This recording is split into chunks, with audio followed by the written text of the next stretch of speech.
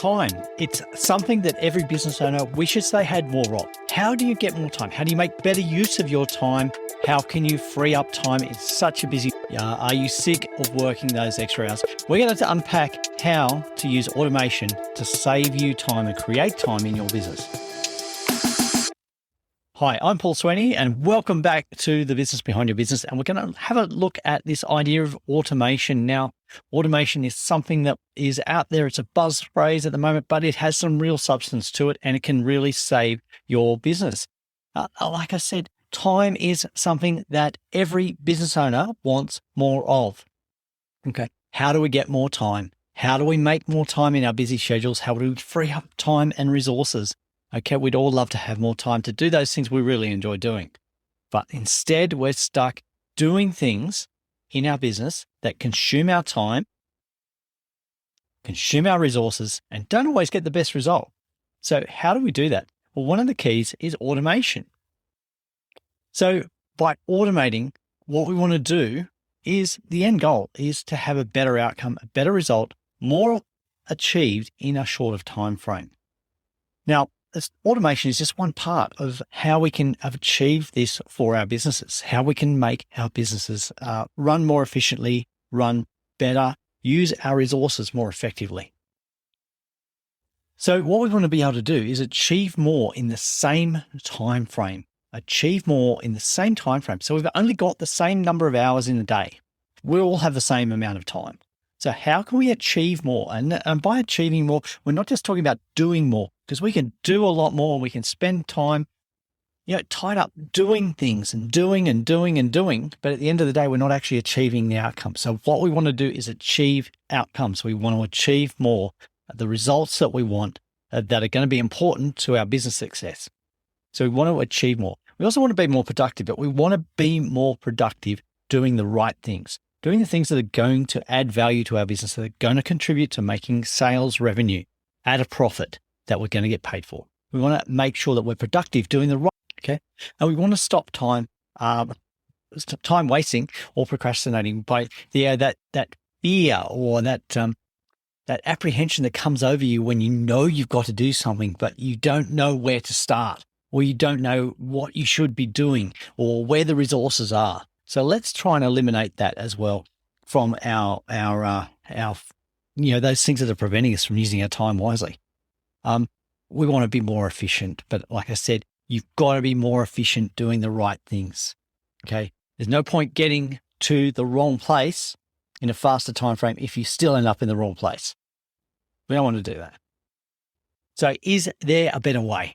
Is there a better way to run our business, to automate our processes, or to actually operate our business? Is there a better way? The answer is yes, absolutely. Absolutely, yes, there is a better way.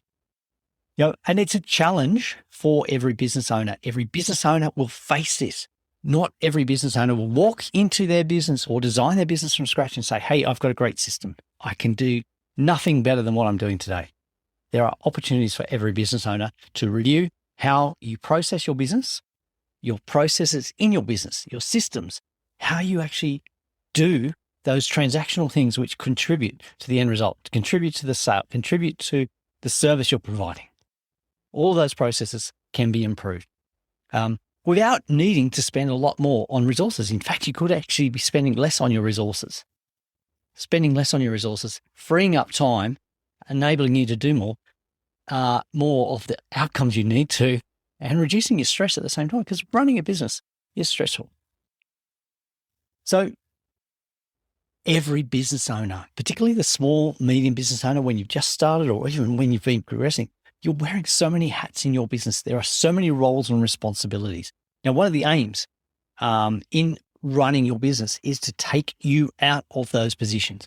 We talked some time back with Meryl Johnson about how she was so effective in designing her business where she was, progressively replacing herself in each of those roles. She started with her organization chart of every function, every role, and put her name there, and then progressively was able to remove her name and put in another person.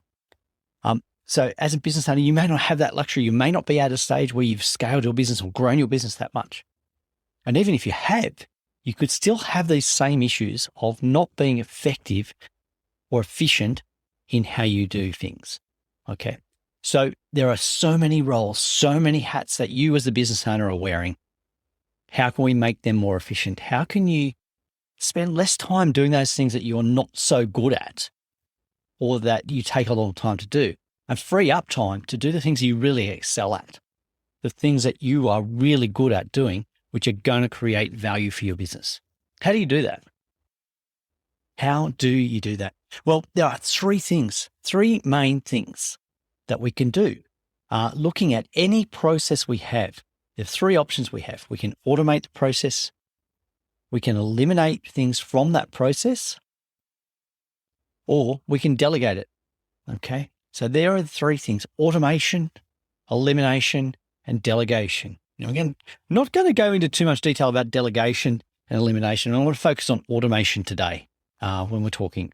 But for any system or process, all three of those aspects, all three of those choices, those processes, we can use to look at our systems, our processes, our operations, and improve them. We can make them more efficient by taking one or more of those three actions. We can automate, delegate, or eliminate to improve the efficiency of our actions. Now, delegation, and this is a topic I think we need to unpack in another episode, another interview, and I think I'm going to get somebody involved that is a lot more qualified to talk about this, or has a lot more experience working with organizations, fixing issues. And this is delegation. Delegation, look, of the three actions, when delegation is not done well, when delegation is done badly, which is a lot of the time in small businesses, it actually has the opposite effect. It doesn't improve your efficiency. It consumes resources. It makes you inefficient. It costs money. It causes losses. It reduces your profit. It reduces how much free time you have. It consumes your time and it causes you stress. There's often a duplication of the effort when you're delegating badly. And one of the things I've seen a lot in small, medium businesses is what I call delegation by abdication. Okay, delegating. Basically, the owner has just thrown their hands up in the air and offloaded something that they don't want to do to somebody else in their organization. Now, often that person has not been trained, has not been instructed. There is no supporting resources or structure or process around it. And when things go wrong, there's trouble. The owner is unhappy. The team member is unhappy. Usually results in somebody resigning or leaving. And at the end of the day, nobody's happy. The outcome's terrible. Yeah.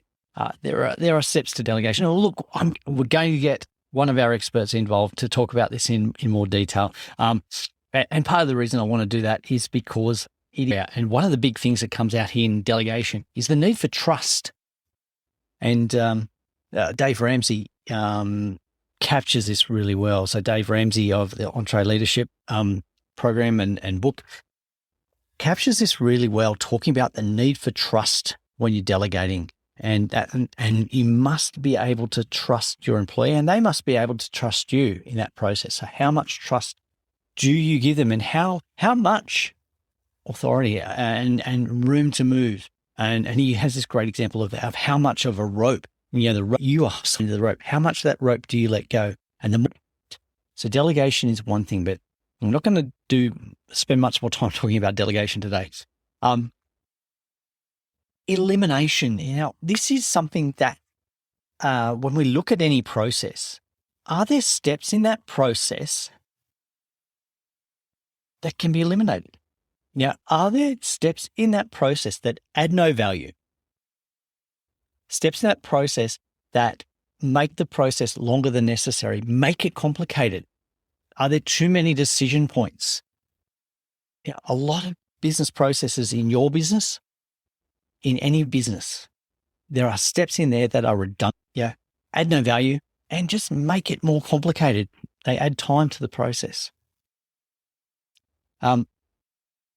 I just finished reading, or actually listening. I listen to a lot of books these days instead of reading. by Grant Cardone in talking about Sell or Be Sold. This is the book, Sell or Be Sold by Grant Cardone. And one of the things he talked about is that a lot of our sales processes have too many steps in the process and too many decision points, I think, but too many steps, which means that the length of time it takes you from the start of that process through to when you actually get somebody to sign up and say yes, when you get somebody to sign on the dotted line. Our processes are too long. There's too many steps. They're too convoluted. And we should be simplifying those processes, particularly our sales process. Simplify and get rid of unnecessary steps that create delays, that cause confusion, create anxiety. Now, we've just gone through this whole exercise in our business and looking at our sales process. And what we worked out was there are too many points, too many decision points where there are too many options, too much confusion. Do team members have the authority to make a decision? What if? Too many what ifs. So we've simplified that process. And the end outcome is that any person in our team knows exactly what the sales process is, what the authorities are, how the price is calculated. We can go through the process with our clients upfront. Very simple, explain to them step by step how the price is calculated, what's involved, what's not involved. Here is the price. Are you ready to sign up? Yes or no? And that process has been really shortened. And look, whenever you have too much delay in a process, that's when you lose those sales opportunities. So simplify the process by eliminating steps that don't add value or that cause confusion, chaos, anxiety. Get rid of them. And there's a lot of other processes where if you look at them, you can eliminate unnecessary steps. So it's a case of coming back to that bare frame of what is essential. What is essential and what do you not need in there? So, elimination is one of those things that we can do to simplify our process. And when we eliminate those unnecessary steps, we also eliminate the different points at which errors can be made. And we want to just make sure that we're not making errors, because that means errors cost money, they cost time, they cost resources, rework, and they have other implications in terms of customer dissatisfaction, employee dissatisfaction, owner dissatisfaction. So let's get rid of those errors. So this is where automation is a big opportunity for any business owner. A big opportunity, huge. Using technology wisely in your business. Not only can you produce more with the same resources, but you can create a more efficient process. And that can free up a lot of time. We want to be more productive in a way that won't burn you out in the process. We want to be able to achieve more without expending so much energy that you have got nothing left. We want to be able to be productive in the long run, being efficient, but not causing stress, not causing burnout. So how do we do that? Well, we're in a really good position at the moment because a lot of the new technologies, a lot of the cloud-based technologies, cloud programs have made it not only more accessible or practical to automate, they've also made it a lot more accessible for small, medium business owners. A lot of these processes were solely the domain of the large companies who could pay the tens and hundreds of thousands of dollars to get these in place. But the good news is, with technology advancing and cloud technology the way it is, this is accessible for you. You've got the opportunity to take advantage of it. It's available now. So what are we seeing as the benefits of automation? Why should you do it? Why should you automate your processes? Well, some of the key benefits are that single point of entry, or even better, no hands, hands-free. Hands-free entry of data, not touched by human hands. Not touched by human hands, which means that you don't get errors from typing in the wrong information, keying in the wrong information, transposing the wrong information, hitting the 1 instead of the 4. those sorts of keying mistakes, typing a name in incorrectly, and suddenly you've got 17 different spellings of the same supplier. Single entry of data or no hands entry of data. Yeah. Integration between systems without you having to touch it. Seamless integration of your data between your inventory system and your accounting system, your payroll system and your accounting system, your online e-commerce store and your inventory store. Okay. Your bank and your accounting system. Hands-free entry of data. Why do I get excited about that? Well, I don't like data entry. Yeah. I'm supposed to be a numbers nerd and love crunching numbers, but why spend the time when it can be done automatically for you, error-free, hands-free? Reduce the time that you need to be manually involved in a process. Reduce those input errors, and then the data is there. No effort, no hands. The data's there. The information is there. You can know when you wake up in the morning what your bank balance is and who's paid you. You can know how much profit you have made. You can know how much inventory you have. You can know how many days sales of inventory just by looking at the data, because it's there and you haven't had to spend days or weeks collating that data. It's hands-free, automatic. Okay. Data is entered once. A sale is entered once. Even better, when the customer, your online customer, makes a sale, makes a purchase from you, you've made a sale without you having to be there. That's great. You've eliminated you from the sales process. Perfect. Your customer makes a purchase online. It tells your inventory, your warehouse, to deliver that product. It tells your bank to charge that customer. Okay. It tells your accounting system you've made a sale. It's cost you X dollars. And here's the profit from that sale. Oh, and by the way, the next morning, the money is in your bank account and it's matched against that sale, all without you touching it. Now that, to me, is a great way of doing business, not having to actually touch any of the data. Concentrate on doing the things that create value. Yeah. Free up your time. Don't spend it doing manual tasks or even online tasks that you can automate at a fraction of the cost of your time. You know, when we eliminate these errors and this manual keying of process, we improve the accuracy of the information in our business. We know better. Are we making a profit? How much stock do we have? Who's buying from us? How many days does it take to get paid once we've made a sale? How many leads are out there? How many sales leads are out there? Why are my salespeople actually being effective? Are my sales reps making sales? How good are they at converting leads that my website and my online marketing are generating? How quickly can they convert those leads into sales? Okay. We can track all that data by automating the process. We have better control over our business because we've got better information for making decisions. But we need to know if these things are working. We need to know if they're working. There's no point having automation getting there faster if we're getting to the wrong point.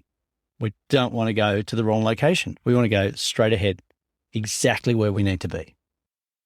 So we need to make sure that we've got processes in place where we can measure that we're actually getting the results that we want.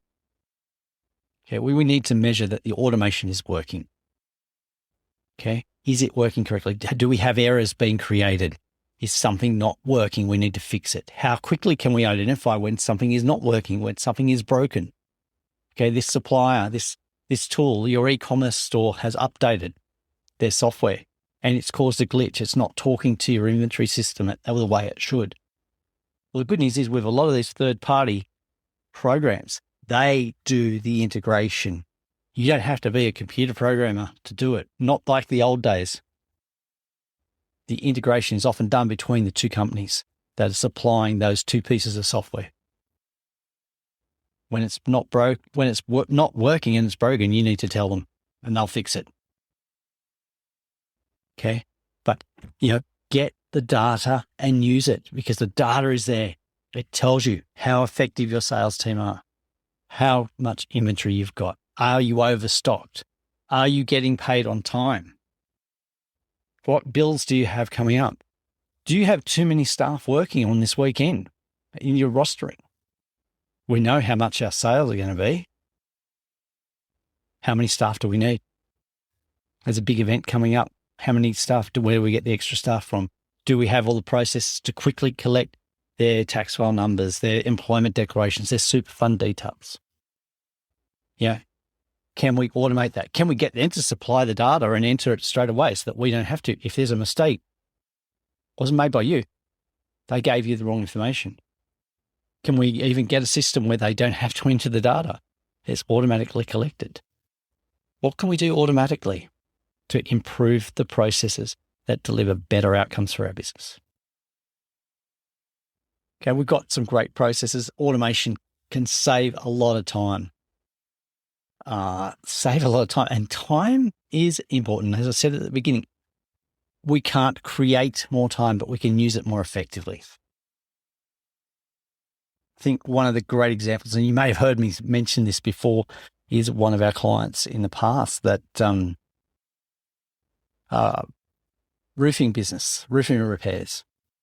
And they'd spend a lot of their time climbing onto people's roofs, doing quotes. Then at the end of the day, they'd go home and they'd spend the next 3 or 4 hours getting that information, creating quotes, typing them up, sending them off, and then waiting.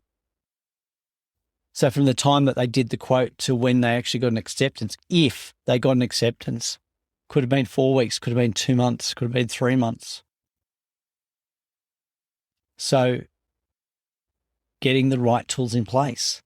What could we do for this client? Well, implemented a proposal tool that worked where they were on the roof. They'd take photos of the damage, go down the ladder, show the client the photos. This is what we need to do. This is what we need to fix. Okay, for us to do that, here is the quote. All the pricing is built in. Okay, customer gets the quote, signs it on the spot. Purchase order prepared to send to the supplier, saying, I need these components. Okay, a couple of things have happened there. The time to convert an inquiry to a sale has gone from, say, 4 weeks to 2 months, from 2 months to instant. The time it's taken to climb down the ladder and just enter a few details, maybe 5, 10, 15 minutes. Conversion rates on quotes increase dramatically from, say, 1 in 5 to 4 in 5. That's a big difference. That makes a huge difference to your business. Sales have improved. You're spending less time quoting to get the same volume of sales. You know what stock you need. You know what parts you need because you've already set up the process that when you need to do this type of work, these are the materials you need. Oh, and this is where you buy them from. So the software created the purchase order. He sent that off to his supplier.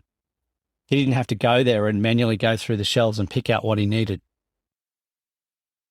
He turned up the purchases there waiting. Time saved. Hours saved. Family time saved. Holiday possible now. All of those things from just changing the process and automating so many steps. What steps you can control. And you don't have to automate the whole process. Just gradually step by step. What pieces can you automate to improve the efficiency, the outputs, and just achieving a better result? There's a lot there. But you can start small. There are simple things that you can do to automate your business, which are going to have a big impact. Big impact on not just the volume of your business, but your satisfaction, your ability to achieve your outcomes, your team's ability to achieve the outcomes that you expect from them, your customer satisfaction, your cash flow, your profit, your stress level comes down, your freedoms go up.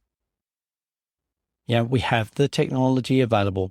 All these tools are there at your disposal. There are options there. There are so many options now. Somebody else has already gone and done it before you. You're not the guinea pig. You don't have to be on the bleeding edge of technology, but don't get left behind. Don't get left behind. Have a look at your businesses. What processes can you automate? Are there steps in there you just don't need? Automate or eliminate those unnecessary steps, or take those manual steps and get them automated. Reduce errors, reduce the time it takes to do things in your business. Be smarter about how you operate, and then reap the rewards. Be more profitable in your business. So it's about improving your business processes and how you operate. And we love to be able to do that. And we love working with businesses. I love seeing businesses that have done that. So we'd love to hear some of your success stories of some of the processes and systems that you've implemented to automate, or even things that you've got rid of in your business that have made you more efficient. How's that helped? If you've got some success stories, we'd love to hear it. So send those in to us at podcast@thebusinessbehindyourbusiness.com. We'd love to hear it. Or if there's something that you'd like to hear more about, or some question you have for your business, we'd also love to hear that and get that answered on our next episode or an upcoming episode. So send that in as well to podcast@thebusinessbehindyourbusiness.com. And look, if you get value from the podcast, from the business behind your business, we'd love it if you could share this with somebody else that could benefit. Another business owner, somebody starting a business, somebody that's struggling. We've got a lot of content. You go back through some of the back episodes and they are still relevant today, still helpful. I would love you to share them with people that need to hear the message. So you can help by making sure you subscribe in your podcast player so you don't miss our upcoming episodes. Also share this episode with somebody who needs to know. Thanks for listening. I'm Paul Sweeney.